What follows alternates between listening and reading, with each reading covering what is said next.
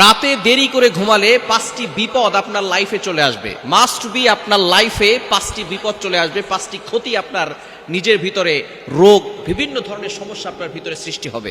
সুতরাং আমাদেরকে রাতে দেরি করে ঘুমানো যাবে না। আল্লাহ পাক রব্বুল আলামিন কিন্তু আমাদেরকে সিস্টেম করে দিয়েছেন কখন ঘুমাতে হবে আর কখন কাজ করতে হবে। কিন্তু দুঃখজনক হলেও সত্য, আমরা কোরআন থেকে দূরে সরে গিয়ে আমরা আল্লাহ তাআলা যেই সময় বিশ্রাম নিতে বলেছেন, ঘুমাতে বলেছেন, সেই সময় বিশ্রাম না করে সেই সময় পড়ালেখার কাজ করি। আর যেই সময় আল্লাহ পাক রব্বুল আলামিন পড়ালেখা কাজ করতে বলেছেন সেই সময় আমরা ঘুমিয়ে থাকি। খবরদার, এটা করা যাবে না। আল্লাহ পাক রব্বুল আলামিন নিজে বলছেন 30 নম্বর পারার 1 নম্বর পৃষ্ঠার 9-10 নম্বর লাইনগুলোতে, সূরা নাবায়ের 9-10 নম্বর আয়াতগুলোতে আল্লাহ পাক রব্বুল আলামিন জানিয়ে দিয়েছেন, ওয়াজআলনাল লাইলা লিবাসা ওয়াজআলনান নাহারা মাআশা। আল্লাহ পাক রব্বুল আলামিন 4-5 নম্বর লাইনগুলোতে সূরা নাবার ভিতরে 10 নম্বর আয়াত, 9 নম্বর আয়াতে জানিয়ে দিয়েছেন যে আল্লাহ তাআলা রাতটাকে করেছেন বিশ্রামের জন্য আর দিনকে করেছেন আল্লাহ পাক রব্বুল আলামিন যাতে করে সে কাজ করতে পারে। কিন্তু দুঃখজনক হলো সত্য, আমরা রাতভর কাজ করি অথবা ফোন ব্যবহার করতে করতে ক্লান্ত হয়ে পড়ি, ফজরের সময় ঘুমাই। খবরদার, এটা করবেন না। আপনি যদি দেরি করে ঘুমান, মাস্ট বি 5টি বিপদ চলে আসবে। নাম্বার 1 নম্বর হচ্ছে আপনার দৃষ্টিশক্তি কমে যাবে। অনেক সন্তান দেখবেন শহরে যারা থাকে রাত 12টা, 1টা, 2টা পর্যন্ত ফেসবুক ব্যবহার করে, দেখবেন তারা চশমা ছাড়া চোখেই দেখে না। দৃষ্টিশক্তি কমে যাবে, দৃষ্টিশক্তি।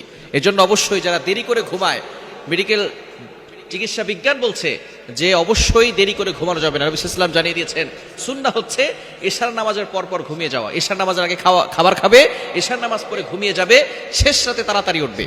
অনেকে আছে রাত 1টা 2টা পর্যন্ত পড়ালেখা করে, পড়ালেখা ওই সময় করবেন না।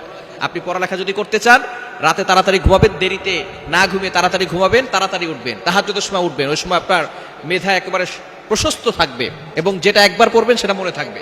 অন্যান্য সময় 100 বার পড়লে যতটা উপকার হয়, ওই সময় একবার পড়লে তার থেকে বেশি উপকার হয়। এটা অনেকে জানেই না।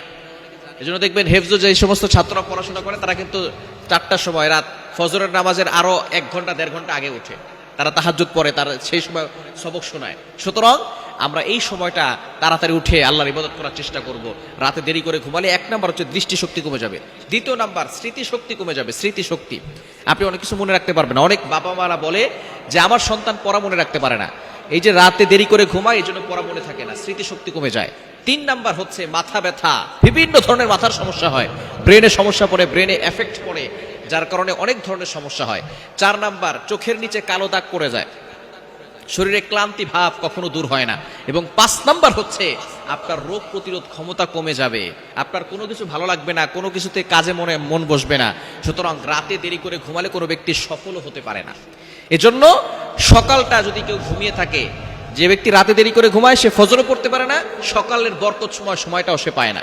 এজন্য যদি আপনি আপনার লাইফে বরকত পেতে চান, সকালটাকে কাজে লাগাবেন, সুবে সাদিকের সময়টাকে কাজে লাগাবেন, ফজরের নামাজ পড়বেন, ওই সময়টা সকালবেলা দোকান খুলবেন, ব্যবসায়িক প্রতিষ্ঠানে যাবেন এবং ঘরের ভিতরে যদি আপনি আমল করতে পারেন, ইনশাআল্লাহ ওই সময়টা হচ্ছে সকালটা বরকতময় সময়।